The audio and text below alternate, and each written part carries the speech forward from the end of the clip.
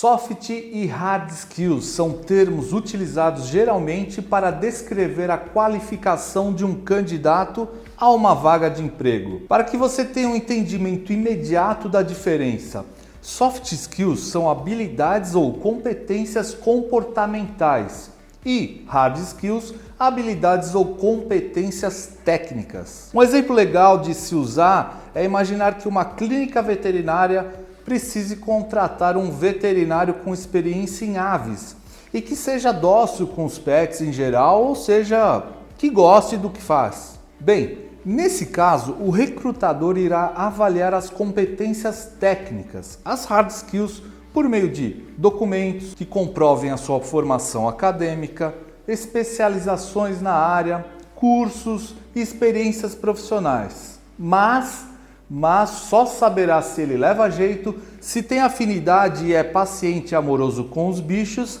se observar o comportamento, as soft skills. Compreender o significado dessas expressões é importante tanto para empresas quanto para quem está em busca de uma vaga. Então, bora saber um pouco mais sobre elas?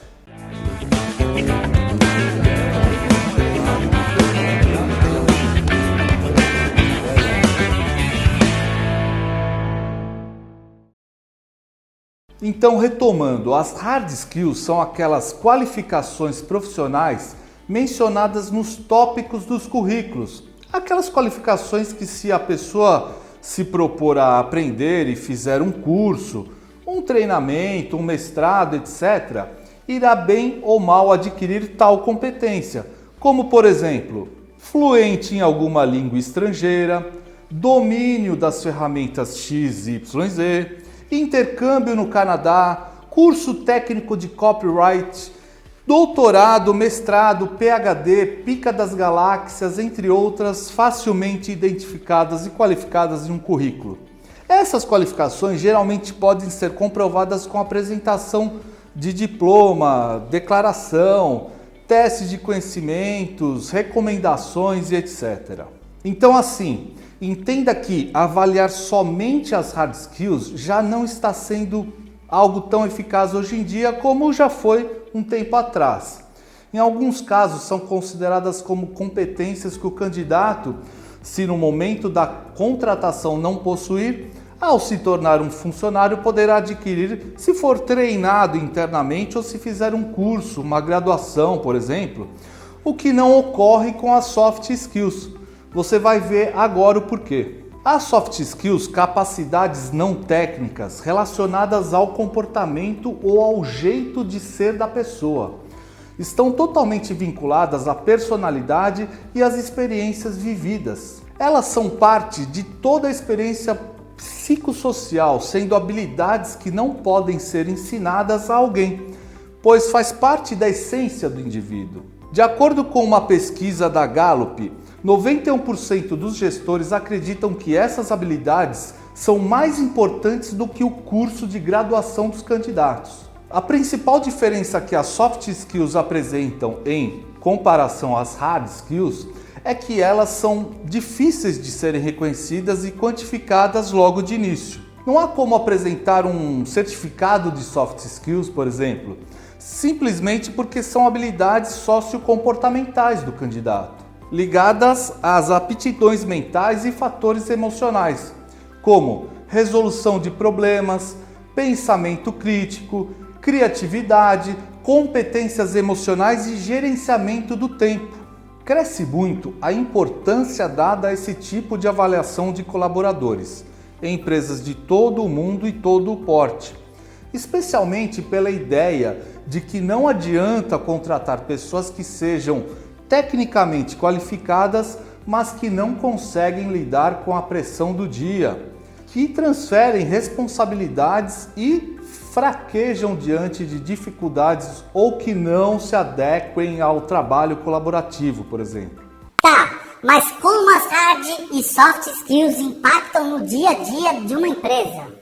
Em uma pesquisa recente feita no LinkedIn, com mais de 5.000 profissionais de 35 países, mostrou que 89% dos participantes alegaram que contratações erradas são fruto da falta de análise das soft skills. Uma contratação errada gera um custo de até 4 vezes o salário do funcionário.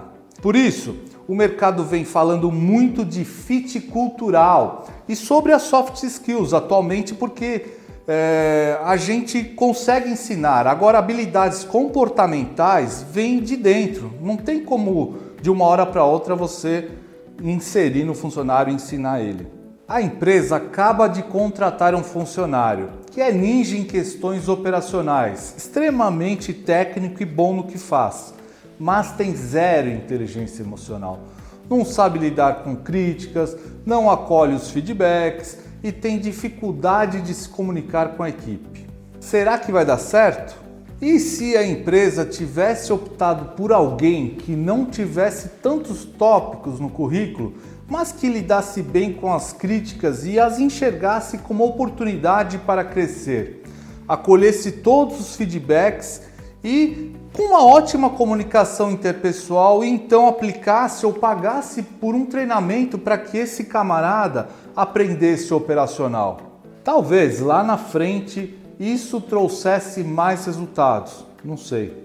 Muitas empresas realizam dinâmicas de grupo, testes ou entrevistas mais direcionadas para conseguir extrair ao máximo as informações para saber se o candidato possui as soft skills desejadas para tal vaga, tal cadeira. Deu para sacar as diferenças entre os dois termos? Encontrar o equilíbrio entre as hard skills e as soft skills é extremamente importante e cada vez mais difícil. Um processo seletivo planejado e cuidadoso impacta no desempenho, no clima da empresa, na gestão e andamento dos projetos, no gerenciamento de equipes e na construção de relacionamentos saudáveis aí dentro, no ambiente de trabalho. Quando um colaborador não tem as hard skills necessárias para o desempenho da função que ele vai exercer, isso pode vir a comprometer o trabalho, assim como a falta de soft skills pode dificultar o relacionamento entre os colaboradores, afetando o desenvolvimento dos projetos, deixando a rotina de trabalho hostil, clima pesado.